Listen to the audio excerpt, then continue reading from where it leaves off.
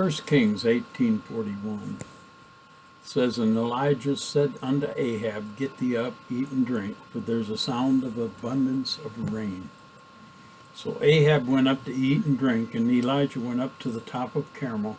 And he cast himself down upon the earth and put his face between his knees. And he said to his servant, Go up now, look towards the sea. And he went up and looked, and said, There's nothing. And he said, Go again 7 times. And it came to pass at the 7th time that he said, Behold, there arises the little cloud out of the sea, like a man's hand. And he said, Go up, say unto Ahab, Prepare thy chariot, and get thee down, that the rain stop thee not. And it came to pass in the meanwhile that the heaven was black with clouds and wind, and there was a great rain, and Ahab rode and went to Jezreel. That's an interesting scripture. He told Ahab to get up, eat, and drink, because there was a sound of an abundance of rain. One thing that came to me while I was looking at this, and it came to pass at the 7th time. He told him to go 7 times. He didn't tell him one at a time. He didn't come back and say, Go again, come back, go again. He told him, Go 7 times. So he knew that it would take 7 times to do it, and he was telling his servant to go ahead and do it 7 times. He didn't need to be told to do it. But the thing is that when he said finally the 7th time, he said, There arises a little cloud out of the sea like a man's hand. He didn't say it was the size of a man's hand. He said it was like a man's hand. Well, look at the man's hand. 5. 1, 2, 3, 4, 5. To me, that speaks of the 7 fivefold ministries of the church. It's the prophet, the apostle, pastor, evangelist, and teacher. The fivefold ministry of the church. And in light of that, I hear God's telling his people that there is a fivefold ministry in the church that God's going to use. And I want to go back to that. It says, Eat and drink. There's a sound of an abundance of rain. There's a sound of revival in the land. There's a sound that's going to shake the trees and shake the church and shake the people and shake the nations. God's people want revival. True children of God want revival. True children of God are on their knees praying and seeking God and calling out for revival in the church and in their homes and in their nation, in their city. My mind goes to Cadillac when I say city because I live in Harrison, but my church is in Cadillac Revival Center. True children of God want revival. People who are true children of God are satisfied with status quo. They want to stay the way things are. They go to church to placate their conscience and add a little salve to the sore. But God's children want revival. They're crying out. They're praying for revival. Those people that are sick of sin and godliness crawling out for revival. They want to get back to morals. They want to get back to holiness. They want to get back to godliness. They want to get back to serving the Lord and coming before the Lord with prayer and thanksgiving. Prophets are abundant. There's voices in the wilderness. And God is asking for the people to cry out in the wilderness against sin and ungodliness.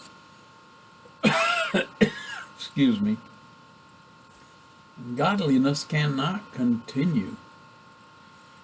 Sister Ruth Graham said one time that if God doesn't come soon, then he's going to have to apologize to Sodom and Gomorrah.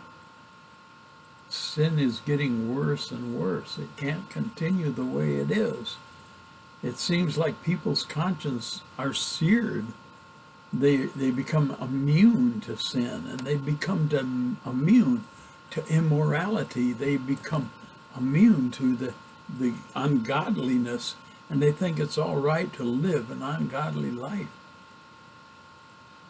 and still walk with God. But the Lord said that bitter water and sweet water don't come out of the same fountain. It just can't be. They can't mix. Oil and water don't mix. Sin and godliness don't mix. It's time for people to take a stand against ungodliness. It's time for people to take a stand against unholiness and to begin to cry out for revival. People's minds and conscience have become seared so that they no longer feel guilt or condemnation for sinning. But I want you to know, God is preparing a people. Right now, He's speaking to the hearts and lives of people who's willing to take a stand for Him. He's speaking to people to draw them out. He said, "Come ye out and be ye separate, saith the Lord of hosts, and touch not the unclean thing." He's saying, come out, separate, become a distinct person. He's sending a new anointing upon this world. A new anointing for His children, for His pastors, for His evangelists, His ministers, and all those who will answer the call to holiness. God is calling out and sending forth a new anointing upon them. And He said, these signs will follow them that believe. In my name, they're going to cast out devils, heal the sick, they're going to raise the dead. Freely they've given, and freely they receive, and freely they give. He's calling out a people that have anointing to do battle against sin, against ungodliness. He's calling out a people that would dare to stand in the midst of the storm and take on the forces of the evil and overcome it by the power and authority of God's word. Some are not moving with God. Some people claim to be Christians, and they might have a good life. They might not be sinning. They might not be openly sinning. But some are not moving with God. They have that I don't care attitude. I go to church on Sunday. I pay my tithe. I'm all right with God. But they have that I don't care attitude. And God's not looking for that. We're either actively in the fight or we're on the sidelines. If we're not fighting the devil, then we're, by our inactivity, given assent to the evil. They're like a dry bone in the wilderness. God told Elijah to go and prophesy to the valley of dry bones. I don't know how it come about. And Elijah didn't either. He asked God, can these bones, God asked Elijah, can these bones live? And God said, you know. Only God knows. Like some people say, God only knows. Well, Elijah said, okay, Lord, you command me to prophesy, and I'll prophesy. I don't know the words to his prophecy, but I know he prophesied to the bones. And while he was prophesying, all of a sudden there was a rattling and a shaking. And you could see one bone slide across the desert, connect with another bone. The hip bone connected to the backbone, the shoulder bone connected to the backbone, neck bone. They all come together. Bone upon bone. And as he watched in amazement, he's watched flesh come upon them. He watched them skin come upon the flesh. He saw them all renewed, and soon they were standing before him like a mighty army. Well, I've got news for you. God is calling for us to prophesy to the dead bones in the church, the dead bones in America, the dead bones in our community. God is calling for us to be the voice of the prophet in this valley of dry bones. We don't have to have a don't care attitude. We can speak against sin wherever we're at. One-on-one, two-on-one, to a mass, to a church.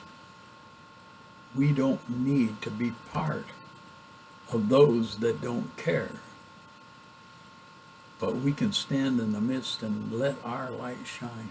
The Bible says, what know ye not, that you're an epistle known and read of all men? In other words, we're the only Bible that some people are going to read.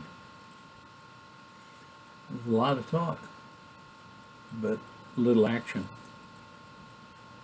Everyone has a plan, but let somebody else do it. Oh, I know what to do. Yeah, I don't have time. I don't have the inclination, or I'm too busy. Everyone has a plan. Just let someone else. They're too lazy, or they're afraid. They're afraid to step out. They're afraid to be bold. And it takes fasting and prayer. I'm here to tell you, it takes fasting and prayer. He said, if my people, which are called by my name, will humble themselves and pray and seek my face and turn from their wicked ways, then I'll heal their land, forgive their sin.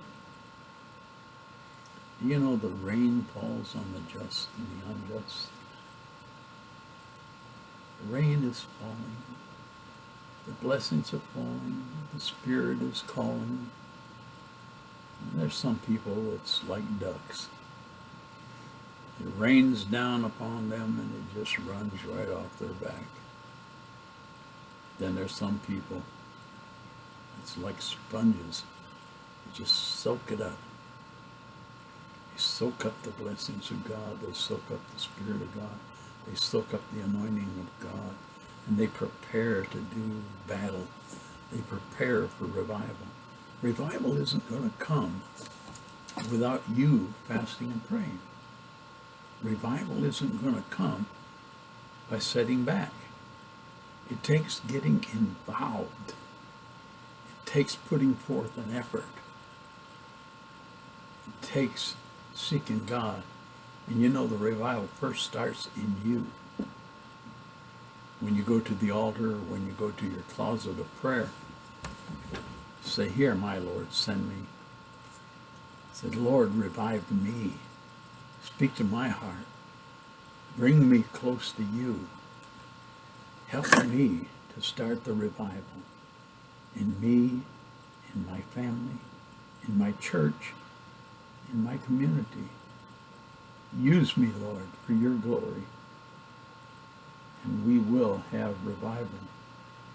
And I predict there is a sound of an abundance of rain.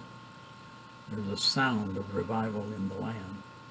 There's a sound of revival in our church.